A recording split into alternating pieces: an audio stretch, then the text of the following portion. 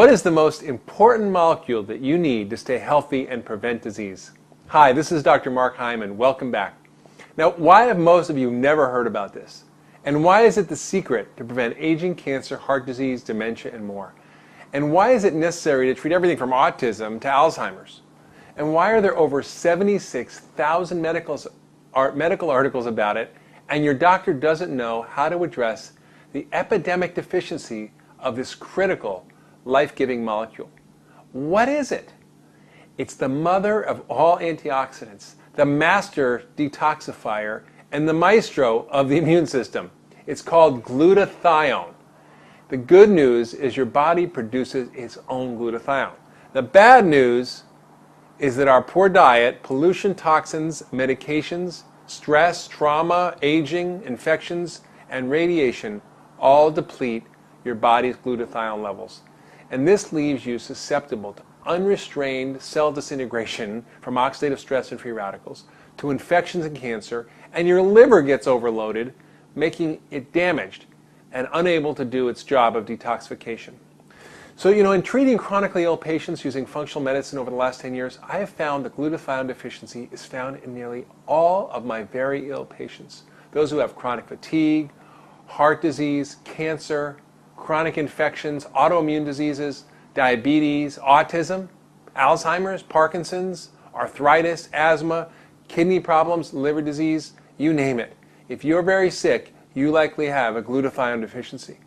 Now, at first I thought this was just coincidental when I saw this, but over the years I've come to realize that our ability to produce and maintain a high level of this glutathione molecule in our bodies is critical to recovery from nearly all chronic illness, and to prevent disease, and to maintain optimal health and performance.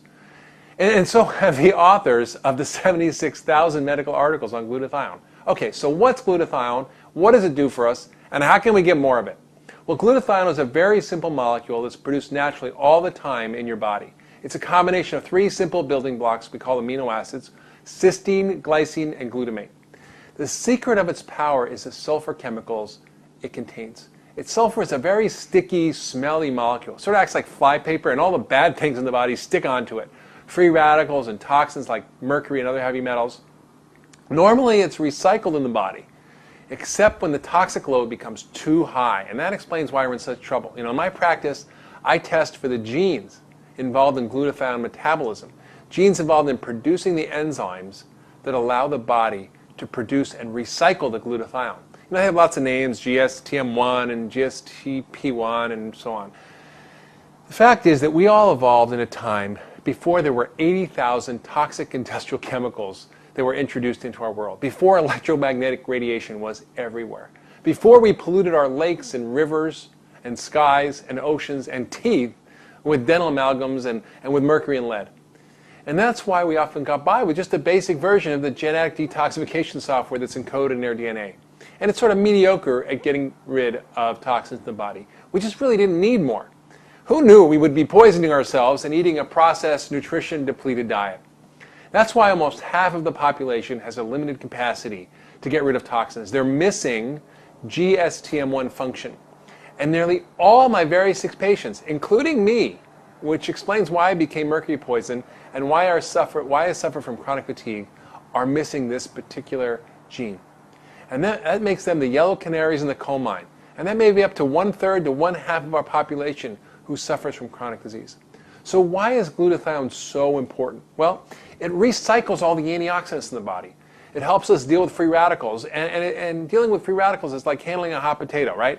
The free radical gets passed around. It goes from vitamin C to vitamin E to lipoic acid, and then finally to glutathione, which cools it off and recycles the other antioxidants.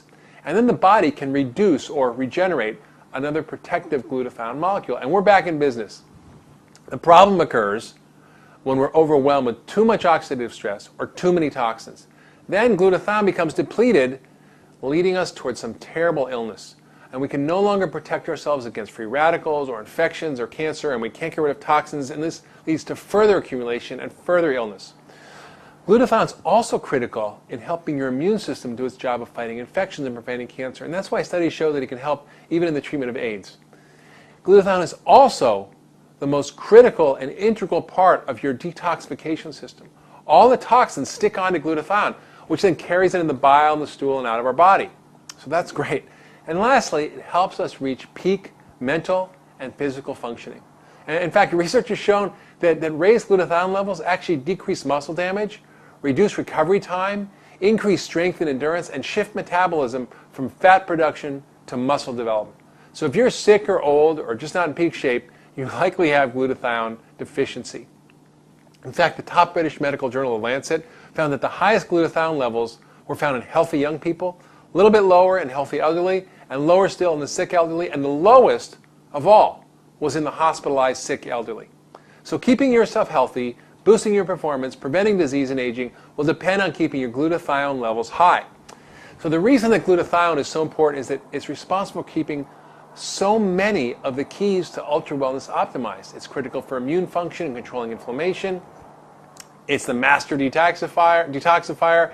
It's the main antioxidant and protects our cells and our energy metabolism. So what about the good news? Okay, I give you a lot of bad news. The good news is you can do a lot of things to increase this natural and critical molecule in your body.